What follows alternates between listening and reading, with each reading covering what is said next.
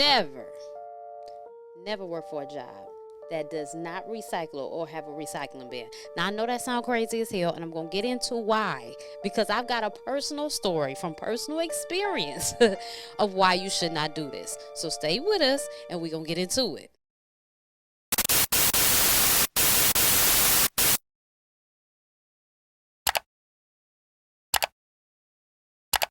Thank you so much for tuning in to Racqi Road TV. We're about to talk about why you don't need to work for a place of employment that does not recycle or have a recycling bin. Number one, let me tell you something. With this right here, this is something that I will write down in a rule book. You know, like if you had some book like 10 things not to fucking do in life, this would be one of them. I would pass this down. I'm telling you.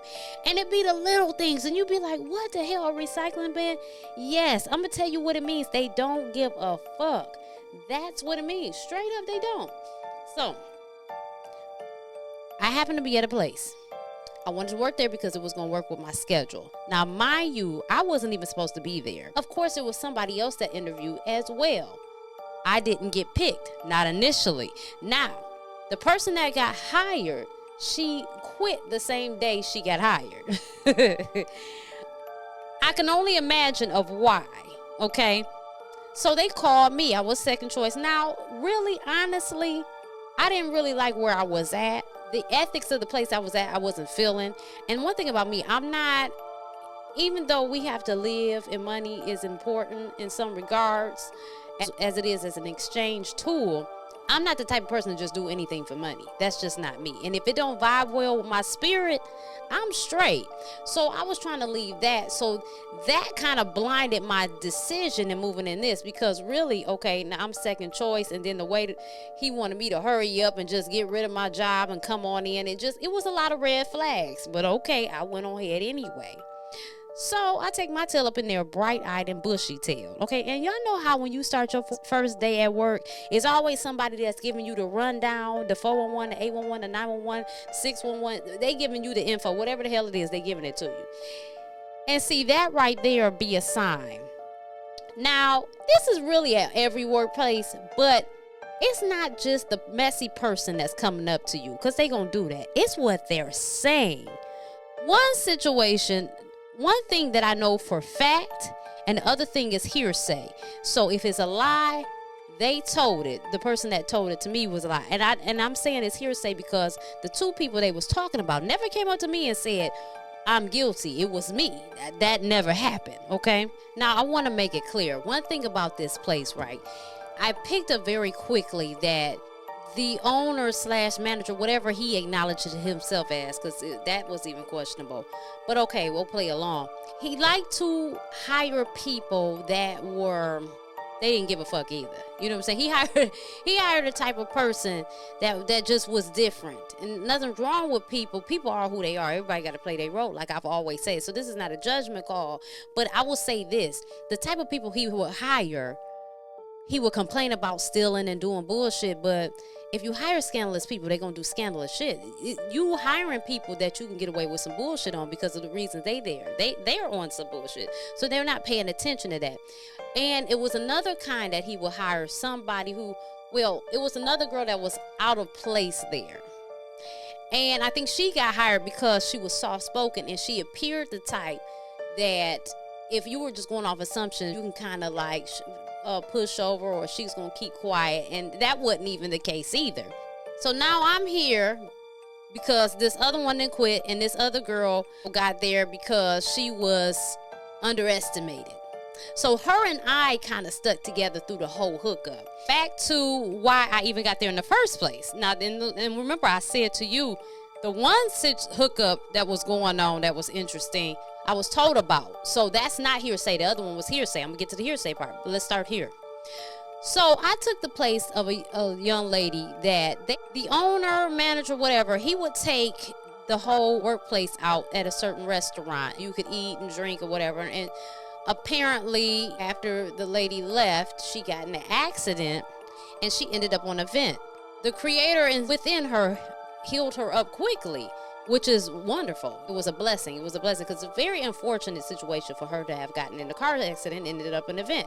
So I was taking her place. And so the hearsay that should have had me turn my ass around, and I say hearsay. I'm not gonna say I ain't believe it, child, but I'm saying hearsay because these two didn't verify it. So the owner, the same young lady that ended up on the vent, her and the owner was supposedly having an affair. Okay, this was supposed to be his girl. He hooked her up. He supposedly bought her a car. I don't know, all kind of other stuff. Messy shit. It was one of the rental property places. You come in and get you somewhere to live, flats, houses, stuff like that. And really, they were slumlords. Now, here's the thing. I ended up getting let go from that place. To my point about the two places that I've gotten let go, one I was fired and the other I was laid off. They both didn't have recycling bins, but we're gonna get to that other story at another time. One thing I noticed about this owner is I made him uncomfortable, and the reason why I know that because he was always over explaining himself. Here it is, you putting people in houses and you would have contractors. There was a particular contractor that I favor, and the reason because he had integrity, he did good work, but he was more expensive, okay, because good work costs. So I would always want to use him, but the owner had to always come to me and be like, I know that you like him and he does good work, but he's very expensive and he wants to explain this and explain that all the time. The owner wanted to use somebody who wasn't going to charge much money. He'd take the crackhead under the corner, but he was using people, not crackheads, but he was using people that wasn't going to do the work that this other man was going to do. And they okay, to work on grandma's house and shit like that, but you putting people in properties that need to be together, that need to be accounted for, that need to be backed and all that stuff, but he didn't want to pay for that. And he was just always explaining.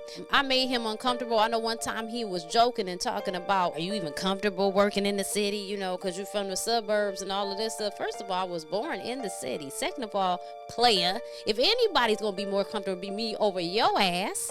What are you talking about? Everybody here was black. He was white.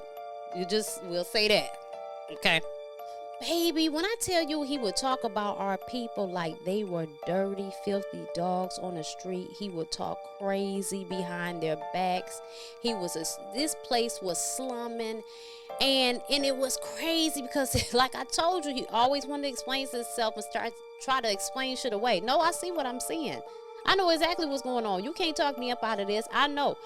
The first day I went into work there, I felt that energy like, whoo. I didn't know what it was, but you know how we can be. We gonna tough it out anyway because I'm already committed. I done left this other job. He was telling me, come on ahead and take the job before another red flag. Go ahead and take this job before I offer it to somebody else. Like I couldn't put it in the 2 weeks. So he didn't have no regard for what I had going on. But again, because I'm so I don't want to be here because what they doing, I'm still stepping into another bold situation that's not aligning with my morale, my ethics, and the way I like to move. He wanted to get rid of my ass. So first, he tried to move me. Okay, he tried to, why don't you go over to the east side office, whatever he was asking. And you don't have to, but it was a strong suggestion. You could tell that he wanted me to say yes. It was one of those things that if I didn't say yes, he was going to come up with something else. But no, I don't have nothing against the east side, but I live on the west side. I'm not fucking with the east side. I'm not driving over there. I don't get paid enough for that. You're not going to pay for the mileage. I got a lease, baby. You're not going to pay for the miles that I'm running over this. I'm already shouldn't be running this car back and forth doing this bullshit. Not to mention, they was running a ridiculous trifling operation. You shouldn't be doing the work we was doing unless you have a realtor's license, like showing houses and stuff like that. I didn't take it. I don't do the east side. I'm not driving that far. I don't have a problem with the east side, but I'm from the west side. You know how it is. People from the east side be like, fuck the west side. People from the west side, fuck the east side. You know how people rep they shit. They used to what they used to. It's not really anything particularly against the side or anything. It's just I'm from this side. I was born on the west side of Detroit. I migrated to the suburbs, but I've always been on the west side. You know what I'm saying? So now he had to come up with a plan. And baby, when I tell you he dug in the corner and dusted off some shit in the lint to find a reason to get rid of me, he sure did. Because this man told me I was too thorough. I should have knew then. Too thorough? You damn right I'm too thorough for this job. He sure did. He told me I was too thorough and too detailed. And he didn't want that. It was just stupid stuff. Like, most jobs would like thorough and detailed. But when you look around this shithole, it makes sense. You slumming. Okay, when I tell you in certain regards, it would have been better just to go get a tent from Walmart and pitch it out in somebody's parking lot and live that way than live on one of these motherfuckers' houses. I mean that. He was slumming, baby. It was horrible. And it was really bothering me because you talking trash about these people. You treating them like trash. You do, and you want your money. Like, you seriously want your money. You should be paying them for staying in this bullshit. You should be sending them thank you cards every month for just holding the space. Okay? The hood pets. The wildlife hood pets don't deserve to stay in this. I respect wildlife, but for joking purposes, you know what I'm saying? Because they roam the streets. They don't deserve this type of shelter. And you putting humans in here, and then you want to be mad because you don't get a rent. And furthermore, how about this? People don't just not pay their rent. I mean, nothing's 100%. So let's say it might be small percentages that feel like fucking with people and they ain't gonna pay your rent and see what happens. Okay? All right, but we know that's not the case. So one thing you do not want to do is knock up on these people's door and be asking them about rent. They not playing around. So it was some situation about a house. I did everything that I was instructed to do, but he found some little loophole. His whole grievance was about I didn't make sure the furnace was taken out the house or something. It was something that had nothing to do with me. It was on the weekend, and I was told I didn't have to work weekends except for my weekend. Okay, I did everything I was supposed to do and instructed to do. But you know, he had to find a reason because I made him uncomfortable. He had some trifling shit going on. He was, in my opinion, not a favor of the black community.